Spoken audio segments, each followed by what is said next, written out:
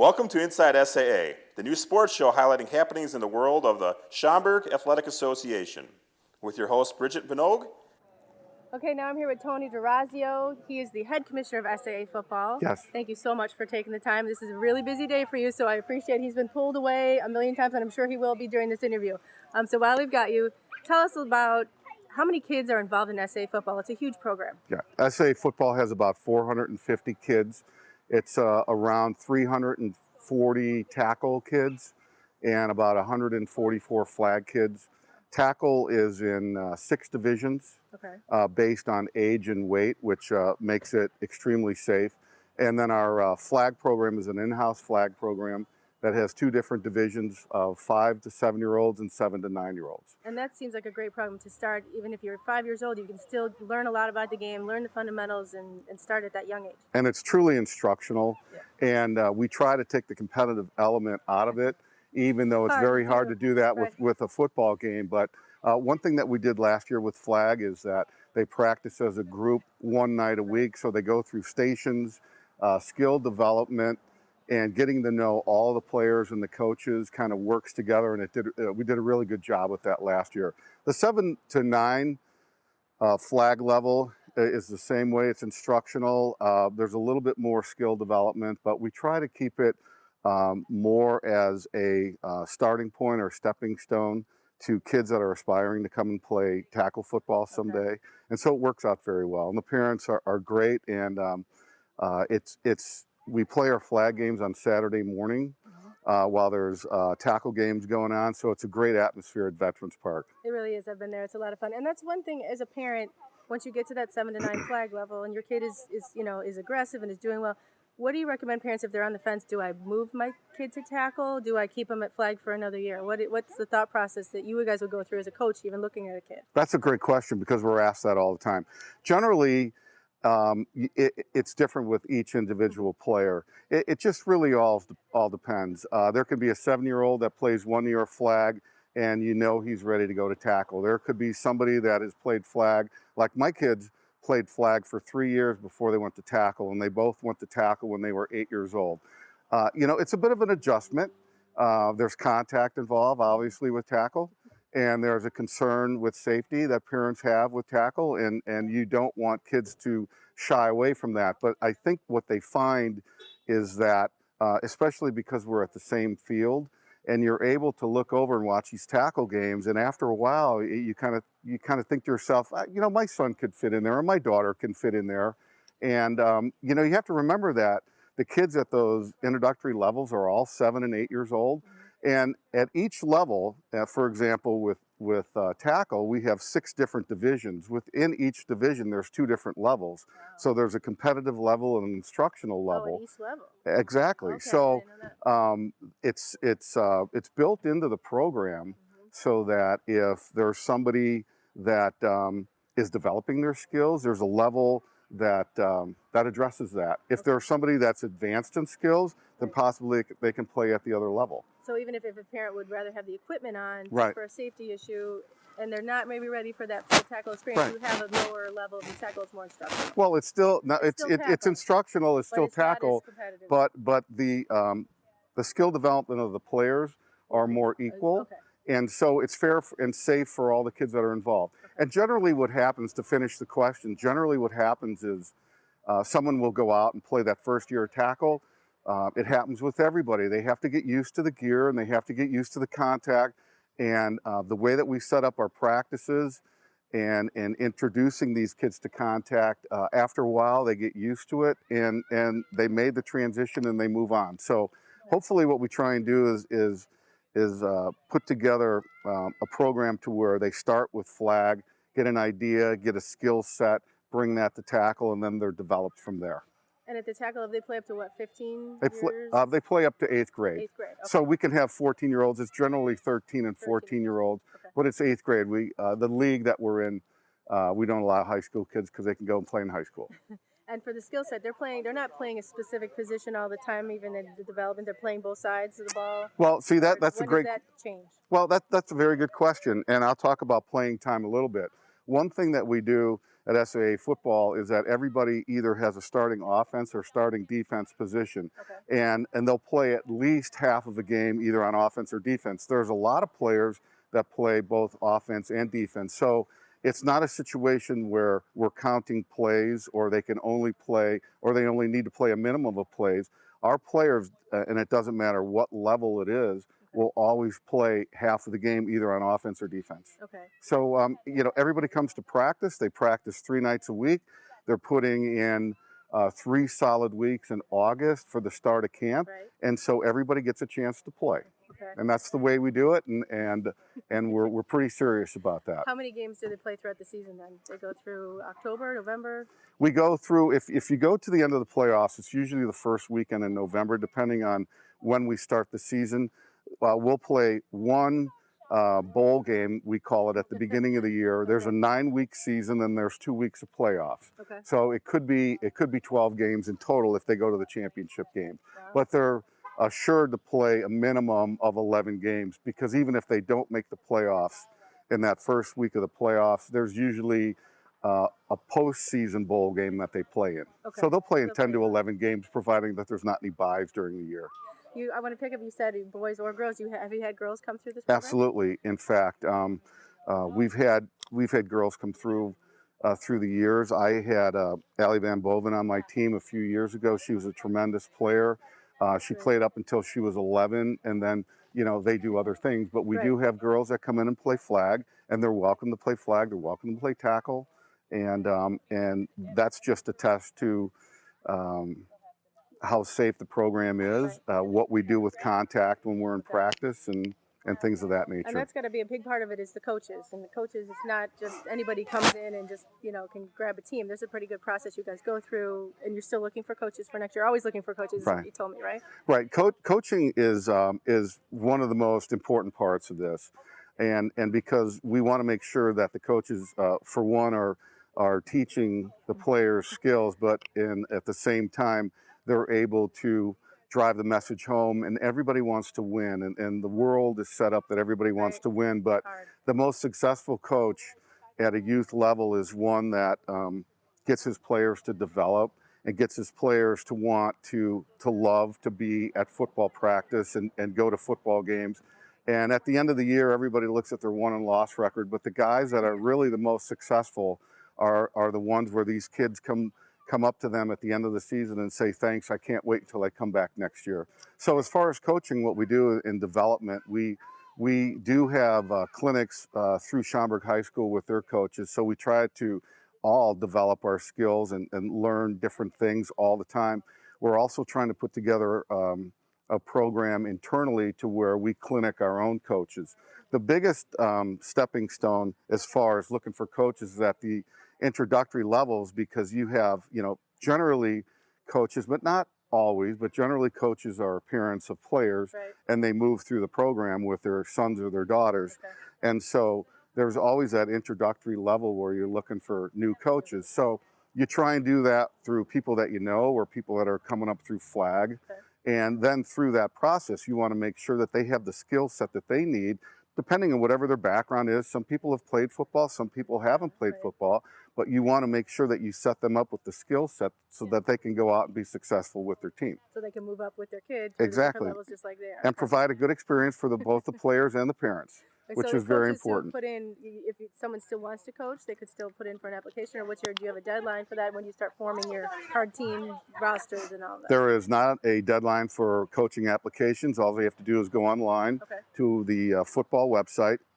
There's a link to the coaching applications, and there's a process that they have to follow that we can just do a simple background check, and then we go through those applications and we try to put together teams and coaches based on the information that we get. Okay, and at the younger level, I was talking to one of the other coaches, they're kind of based on schools or location, but then once they move up, it's more of a talent-based, equally leveling the teams based on weight and age and skill. Yeah, we can talk about that a little bit. At the flag level, we found, especially at the 5 through 7-year-old level, we try to put kids by schools simply because they know other kids, and being instructional and non-competitive, and we don't keep score at flag. So Even they do in their brain. well, They try, and yeah, they always like, know the they score, always know but the score. but we try to in that environment there isn't anybody that could stack a team. There's nobody that's going to come out and score 8 touchdowns Right. against 0. Now, when you get into the tackle levels, basically, as I said before, within the 6 different levels of tackle, there's 2 divisions. And what we'll do when we go to camp in the summer is everybody is together and the kids are evaluated for at least the first 6 or 7 practices, Okay. and then the competitive team, or the Big Ten team they call it. There's 2 divisions, a Big Ten and a Pac-10. It's just a name Right. that we put to it. A lot of people say A, B, and A team and B team, but so we say Big Ten and Pac-10. And once the Big Ten team is chosen, then everybody left at that level will be evaluated, and then they'll be drafted to a team. So there's equal skill development across all of those teams. So that's kind of the process. The competitive level obviously basically gets the pick of the first 17 or 18 players, and that's another thing that we do is we put anywhere from 15 to 18 players on a team. And varsity may be a little bit different because it's only one level, and we may have 22 or 23 kids on a varsity team. But the all of the other levels, we keep it at 15 to 18 players. And if you do the math, everybody plays an offensive position and a defensive position. Okay. And then there's players that play offense and defense, or offense and some defense, and so everybody gets to play.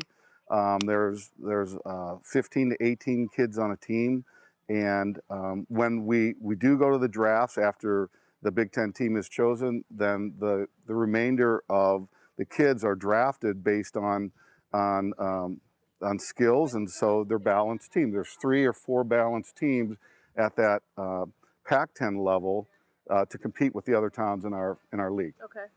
Wow, that's an amazing process. Yeah. I know the scheduling of playing these other teams with all the different levels of teams you have. You know, I have the same number of teams in a different suburb. Right. So you gotta kind of pick and choose, and you rotate on a schedule. So everybody's playing as much as possible. Right.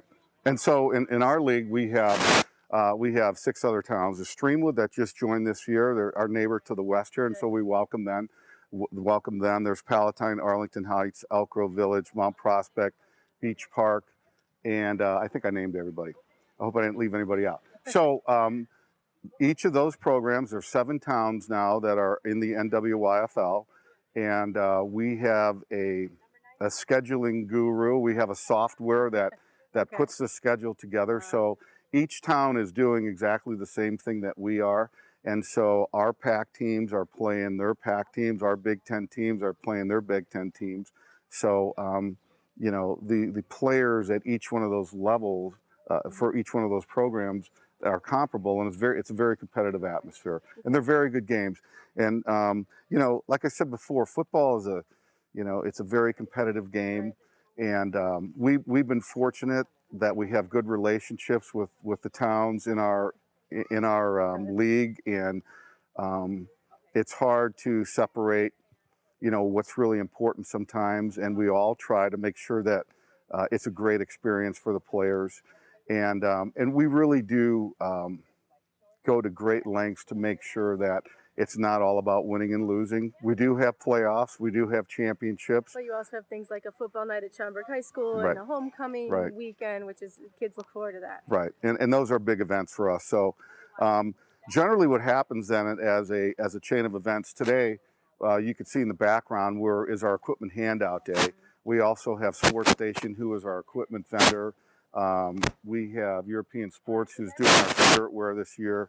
And so the kids have signed up online. They come today. The tackle players will get their equipment, and then we'll come back and start practice on July 30th at Sharon Park. And every team in flag and tackle, there'll be anywhere from 30 to 32 teams out at Sharon Park for the first 3 weeks, starting on July 30th.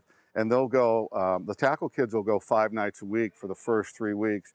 And I always tell my players that you'll never be happy for school to start until you start playing football, because once school starts, then we just go back to our regular practice schedule.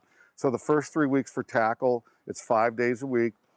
Flag starts out with 2 weeks that are 4 days a week, and then their third week they go to Monday and Wednesday practice. And flag will practice on Monday and Wednesday for the rest of the season, and they'll play their games on Saturday morning at Veterans Park. Okay. Tackle will go to 3 days a week after that third week when school starts. And we generally will play games on Saturday. There are Sunday games. There are some towns in our league that only play games on Sunday. There's been email blasts and newsletters that have gone out referencing the fact that now tackle football has access to a field at Olympic Park this year. So we'll be playing our home games at both Veterans at Olympic. They put in a brand new turf field that's outstanding, and we're sharing that with Travel Soccer. And so we will have some games there as well. So the season starts with actual games. Our first bowl game will be the 18th of August, and we'll go until the weekend right before Halloween. And then we have 2 playoff weekends, and I believe the season's over November 4th this year. Okay. So getting back to something else you said, a couple other things that we do that just huge nights with our kids is Schaumburg is SAA night at Schaumburg High School, where all of the flag and tackle players are invited to go to the first home game. This year it's Friday, August 24th, I believe is the date, against New Trier. And what the kids do is they wear their jersey and they're led into the game, and we actually form the tunnel to where the varsity kids run out. And it's just a great big thrill for these kids. And then we bring them down to the north end zone, and they get a hot dog and they get a can of pop. And then at halftime, we give everybody back to their parents, because SAA night, as far as we're concerned, is over. And if they want to stay and watch the game with the parents, that's fine. But SAA night is a very big night. And I don't care if a kid is 5 years old or if he's in his last year in 8th grade, it's always a big night, and it's a thrill to be there. The other big event that we have is our homecoming. Yep. And we're tied into cheerleading with that. And the date depends on the schedule. You know, it's usually around the end of September or the 1st of October. And all teams are home that day at Veterans Park. We have a DJ. We have a huge raffle that goes on for 2 days. So it's a very big event. The night before homecoming, we have our pep rally out at Veterans Park, which is always a big hit. There's probably 200 or 2,500 people that go to Veterans Park. It starts at 5:30, and people bring food out. They may have fire pits, and it's just kind of the rah-rah get together in anticipation of homecoming. By 7:30, everybody's gone. The garbage cans are filled, but other than that, you wouldn't even know we were there. So yeah, that's a really fun night. We have to experience it's a that great night. Let me talk a little bit about you. How long have you been involved in SAA? You know, I want to Too long to say remember? I think I started my 9th year this year. I have an older son that's now going to high school, but I started with flag football with him, and I don't remember what year it was, but I did 3 years of flag football, and then I started coaching tackle football.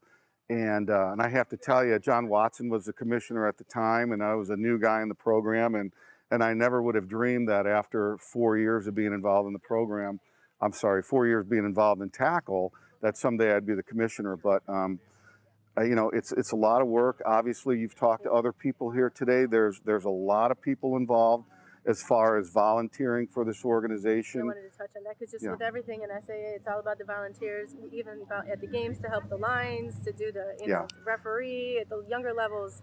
You need parent help. And I'm not sure that, and I think for the most part, parents understand that, but when they go to a football game and the field is striped and it doesn't get that way on its own, right? And there's a lot of people that are involved, and we've been very fortunate, and it keeps growing year after year, that there's a tremendous amount of guys that get involved, and women as well. We have our spirit wear commissioner here today, Meg Van Boven, who put this whole program together herself. And there's some female coaches too, I've seen it. Yes, so some in flag. My wife, Denise, has been handling the concession stand at Veterans. Concessions is another big thing. It's a huge thing. And so my 10-minute speech at the beginning of every year is to make sure that parents understand that in volunteering for the program or volunteering for the concession stand, all of that money goes back into our program. And we're a non-for-profit organization. If you were down in the basement filming before, you'll see that every helmet that we have is 2 years old or less. We're in the process of changing all of our shoulder pads over. So, I mean, all this money that we're raising and all the effort that we put into this is totally about the kids. It's totally about the program. We love football, so we love to coach, and we love our kids, and we love our players, so we love to coach those players. And so, you know, we also know this, and people ask me, why are you involved, and why do you want to do that? And the answer that I give them is that everybody has about an 8 to 10 year window to where their kids are going through youth sports, and then they're going to go to high school, and then they may not want anything to do with you anymore. So this timing in life is short. And so now, I said before, my 14-year-old is going to high school. I also have an 11-year-old. So I'm going to drop back, and I have my youngest son that will play 3 more years of SAA football. I have a daughter that plays travel soccer with SAA, and she's wanted to play football, and I've told her every year that she couldn't. So, but it's great to be involved. It's a great experience. Some of the best satisfaction that I get is knowing that at the end of the season that you develop the player, that he's excited about playing football, and that he can't wait to come back and play next year. And hopefully along that line of progression, you could win football games and be successful. But aside from that, you also have to be able to look at each and individual player and see what you need to do with them to make them individually successful. Right. And it could be different with each player, and it is. Sure. But that's the fun of it, and that's the challenge. And there's nothing more gratifying than seeing a player develop and a parent come up to you and thank you for coaching their son or their daughter, and that's what it's all about. That's great, and I'm sure they would thank you if they could today too for all the things you do for SAA football. It's a wonderful program, and thank you for taking the time out on this crazy day. Yeah. I'll let you get back to being to running the show. Yeah, thank you very much for coming out today. Sure. All right. I'm here now with Troy Cole. He is one of the commissioners for SAA football as well. He deals with the flag leveled. Thanks for talking to us. No problem. All right, I want to know a couple questions from the transition. We have 5 to 7, and then what are the 2 divisions of flag? We have 5 to 7, which is basically your first and second year players, and then 7 to 9, which would be second and third year players, basically depending on skill level. Now, what for that 5 to 7, 7 to 9? Some families, they take right from the 5 to 7 flag and they move up to tackle because they'd rather have that protection of the equipment.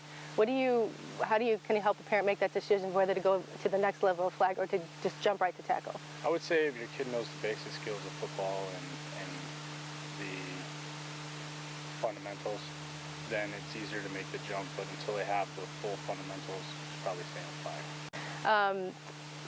So the difference between a 5 to 7 flag and a 7 to 9 flag, what's the biggest difference? Basically, the 5 to 7 is your first year players.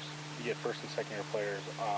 Kids that haven't grown as rapidly as some of the 7-year-olds that are tall or a little heavier or more athletic than some of the other guys.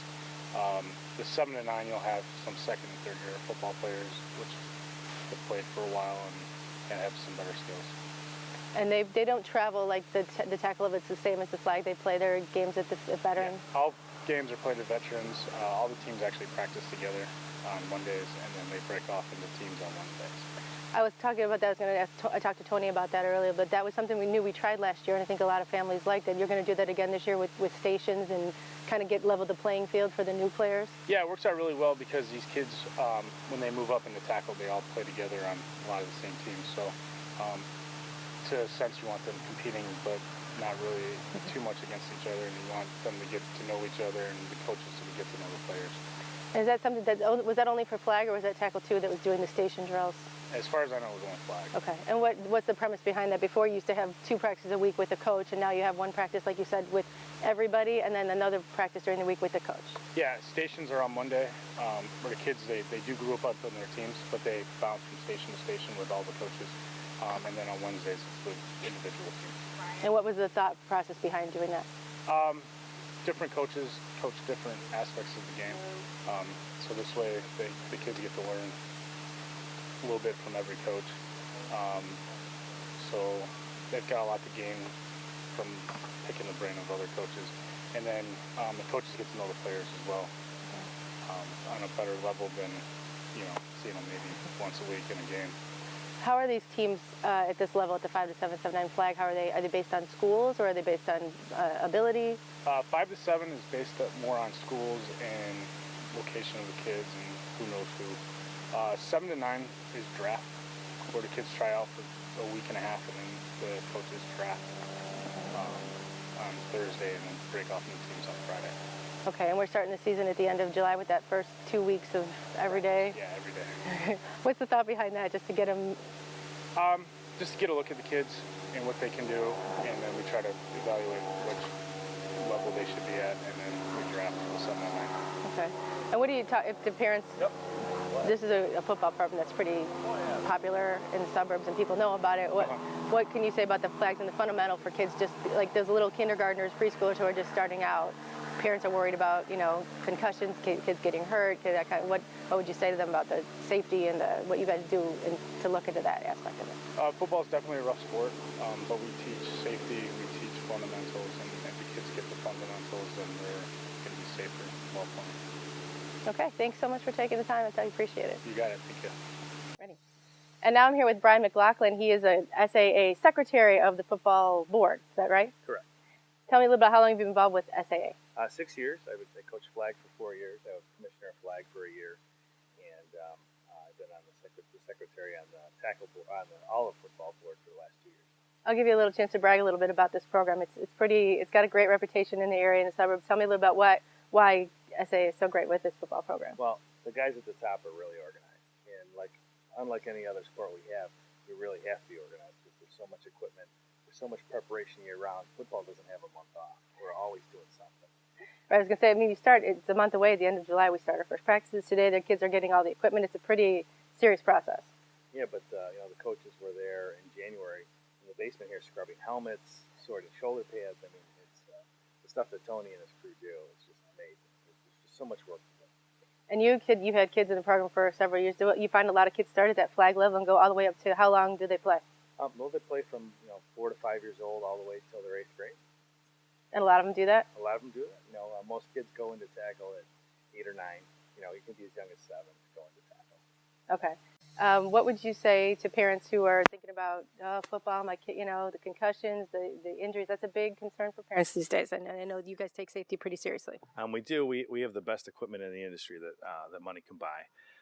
Also, in youth football, the collisions aren't there because you need to have the two fastest kids hit each other at a perfect time. And nobody's coordinated enough for that to happen. I mean, there's a few good hits, but mostly it's, just like a baseball fight almost when they collide. So, what would you say about you got involved? I'm assuming because when your child was first starting to play football, what would you say to parents who are new to the program to just think about with SAA and SAA football? Oh, it's fantastic. It's fantastic. It's a great organization. You make a lot of friends, and you're giving back, and it's fun. So, what's a time commitment? Would you say for football? They practice twice a week, and then. Yeah, for tackle they practice 3 times a week: Tuesday, Thursday, and Friday, and then games are usually on Saturday. So, and it's a tough 3 months, but it's comparable to the amount of time you'd put in for baseball or basketball. And there, you can tell me probably they have some fun nights they do have. I know there's the Schaumburg night. Is it Schaumburg High School? What is that? What does that involve? Oh, it's usually the opening game for Schaumburg High School, and all the kids go there. They form a tunnel beforehand, and the Schaumburg varsity team runs through, and the kids love it. And they get a hot dog, and then they stay till halftime. And they can stay the whole time if they want, but their parents have to get them. Okay, and homecoming is a big deal too. It's pretty involved. It is. Homecoming is crazy. They everybody has their time that they come in. They paint up their cars. They come in beeping, and just rah rah rah. It's a lot of fun. How far and what kind of teams to travel involved? Once at the tackle level, I know the flag plays everything at Veterans Stadium, but the tackle level, at what point how much travel is involved, and what kind of different teams are you playing? Well, the terrific thing about the league we belong to, the NWYFL, is everybody's close. Streamwood's new, Elk Grove, Palatine, Arlington Heights, Mount Prospect. Did I say Palatine? And we have also Beach Park. So Beach Park's about an hour away, but everybody else is 20 minutes. Oh, that's great. And so there, you play at their stadium, they'll come to yours. Do you play them twice a season? Like, how does that work? It depends on how many teams there are and how the schedules. The schedule's very difficult. That's one thing that is crazy because you have 7 towns and each town has 19 teams and 3 or 4 different fields. So that scheduling is crazy. Anything else you want to add that I didn't touch on about the program? No, I'm just very proud to be part of the program, and Schaumburg should be proud of us as a program. Great, thank you so much. Thank you. Now we're here inside the SAA offices where the registration process is picking up speed and it's moving really quick. I'm here with Don Watson. He's going to talk me through the process. Today is our walk-in registration, so it's a little hectic today, but it's a good process that we set up. Everybody's coming in who's already registered online, and we verify their payment, weigh them in, and then they can go to the next house, the equipment house over there, and get their football equipment. So it's, like I said, a little chaotic, but it's an organized chaos. It seems like they're moving along pretty fast. So you're moving people along into line, and they go in, and then they're going to get weighed. And then how do you determine the weight that's determining what and when they go? Determines what division they're going to be playing in. So the younger guys play in blue, green, red, all the way up to varsity level football for the older kids. So yeah, again, the process is they walk through, we verify that they've actually registered online previously, and if they've paid, if they have, they just go here, they weigh in, we get their corrected weights, and then they can go to the equipment house and pick up their equipment. As far as registration cutoff dates, can people still register after today? Absolutely, although after today, fees do increase by $25 for both tackle and for flag. What's the cutoff? The cutoff for the fee increase is today. So after today, fees will increase. And then July 15th, we go on wait list at that point. Okay. Go in and get in and register. So. Have you found that you have more kids this year? Is it growing every year? Yeah, actually, we are doing much better than we did last year in terms of registration. Our numbers are definitely up this year. All right, thank you so much. Anything else you'd want to say about the program to people who are new? Register for SAA football. Thank you so much. Thank you. Now we're down here in the equipment. What is this room called? This is the basement of the SAA house. It's where all the football equipment is stored during the off season. And this is John Watson. He's the assistant head commissioner of SAA football. Yep. Right. And you're going to walk us through this registration process. The kids come in and they go down here, and it's a pretty quick assembly line of equipment. Right. All right. After they should have already checked in and done the registration or verified the registration, been weighed in next door at the carriage house. Now they come around over here. Now we're going to take them through equipment handout and get them all their stuff. Okay. Walk us through. All right. So with Austin and Zomo here. We'll start off, we check their heads and try to pick a helmet that's the right size. Give me an extra large. We'll take the helmet, stand up tall, and check it further on their head. Once it's on, I'll hold it here and I'll have them nod. Yes, what we're looking for is the helmet should sit about 1 inch above their eyebrows. It should be making contact with the forehead, and when he nods, I should be seeing the skin actually move, so that it's actually moving. So, like with this, when he nods, go ahead and nod, Asna. It's not moving because it's not making contact. The helmet's too big. When I look around in here, there's a little bit of gap on either side and in the back. So this one doesn't make it. So I know then I need a smaller one. And this is good for parents to know there's concerns about concussions and helmets, and this is Sure. something you're not just throwing a helmet on a kid. Right, and a bigger helmet is actually worse than too small a helmet, because the bigger helmet, your head's going to move around inside it, and that's a lot of the younger players. Once you get to Austin's level, he knows how his helmet should fit. Some of at the younger ages, it takes a while for him to learn that it's not too small. That's how it's supposed to fit. It should be snug. Okay. You want it to be snug. So. Going to one size down. All right, Austin, nod yes. Nod no. All right. Ears are in the ears holes. All right, no gap all the way around. Okay, which there's not. That's a good helmet. That's a winner. All right, so with that, we'll put his name on his helmet so that he's ready for the first day of practice. On a piece of tape. And get him a chin strap. And that completes the helmet, and then we'll step around and do the shoulder pads. This is, right now, these are all sorted by size, just like the helmets. They started from the extra largest down to the smallest ones. The shoulder pads are all sorted the same way with the biggest pads. There's some 350-pound pads in that stack right there, all the way down to the 40, 50-pound pads at the end.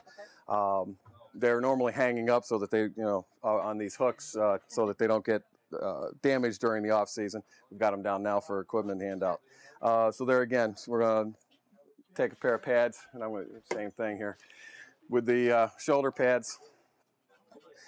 Same, you want to be right. First thing to check is the width of the shoulder pad. You want this to be right at the shoulders or no more than an inch outside. So it's even with the shoulders or an inch outside. So that's the range that you're looking for in there. If this is acceptable, we'll go ahead and strap these down and take a look at it.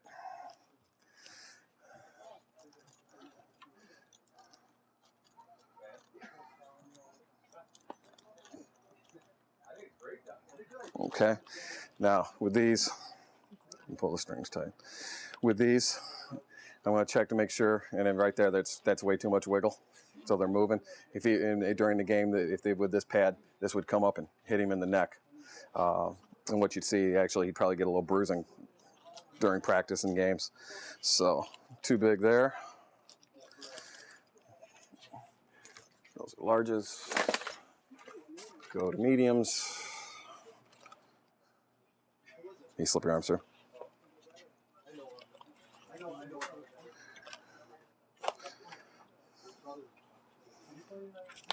So it's the same equipment for even the first level tackle all the way up? They're all the same. As you can see, most of our equipment is shut. There's nothing down here. All of our helmets are recertified every 2 years, which is per manufacturer standards. There's no helmet down here that's more than 4 years old at this point.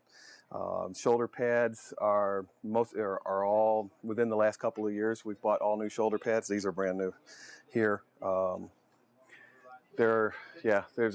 These would be the oldest pads, and those are 3 or 4 years old. So those are the only older pads. But everything else, the shoulder pads, we've replaced here in the last couple of years. So we try to turn over equipment every 3 to 4 years, which is more often than is recommended by the manufacturer. And that's including the registration fee for this level? Yep. And all the helmets, they go back to the manufacturer and are recertified by the manufacturer. They take them apart, they clean them, they x-ray them, make sure if there's any broken or defective parts, they'll replace it. If the helmet is defective, they'll throw it out. For example, this year there was only one helmet of all our helmets that went back. There was only one that was defective, which is pretty normal. Oh, that's great. That was found to be defective. So that way that you know that everybody's in a good, safe helmet. All right, so smaller pads. These are going to fit him right there on his shoulders. Shoulders are covered. Those aren't going to move during the game. So he's good. Chest is protected. You want to check for the chest. He's good. All right, next. Next we're going to get him a belt for his game pants and his practice pants.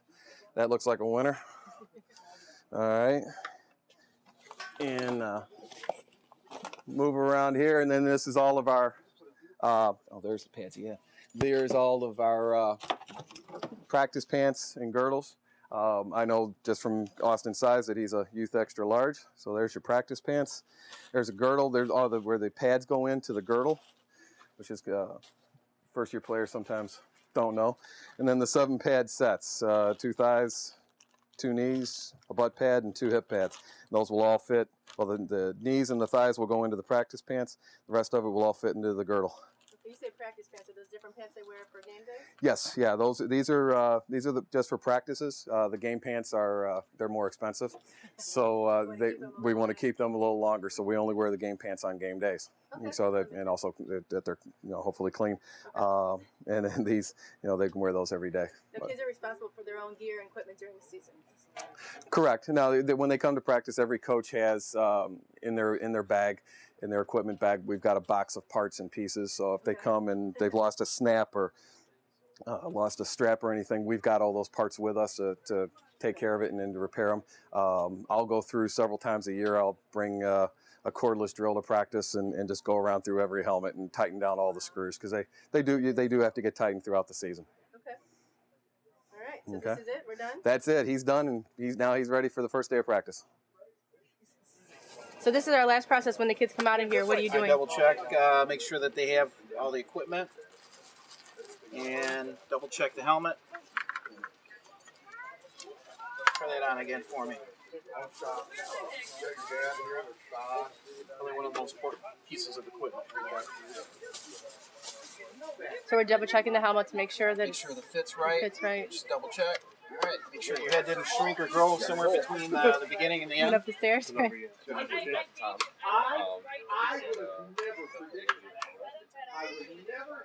go. All right. 2 weeks.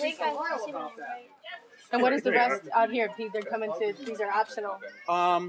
There's a company that distributes that we bought a lot of the equipment from. They've also got a sale out here for cleats and a bunch of other miscellaneous equipment that we don't provide. And then there's Dick's is over in the other building, and Dick's is a sponsor of our group. And then we've got our spirit wear over here that we work through with somebody else to do all the spirit wear. What's the most challenging thing about getting all this equipment organized together, safe? Months. Months and months and months, year long. I mean, we basically, for those that are on the board, we have about a month off. And then we start as soon as January starts, going through all the old equipment, making sure, come here. Go through all the old equipment, getting rid of the bad equipment, making sure everything's clean and ready to go for the next season. And you are missing your girdle. Huh? No, here, right here. Just go right down here. Okay. Just want to make sure that we got everything. And you're also missing a chin strap. That's why we do the double check. You've got that. Okay. All right. Here, let me check. Put that on. Hey, Frank, we should probably make sure that even though they've got chin straps, when they come back, we want to make sure that they've got the chin strap. Yeah, I just, I don't know. I didn't check it. I'll give it to you. And he doesn't have a girdle. I mean, this way here, when they bring the stuff back. No, he said he's got his own girdle that he uses. So. Let me get one. Here, let me get you signed. Good. We're gonna make sure we got a girdle and a chin strap for you. Just make sure, even if we don't use it, bring it back. He's new. We Well, That's a wrap for this edition of Inside SAA at Football Equipment Handout and Registration. I'm Bridget Minogue. Thanks so much for watching, and we'll see you on the field.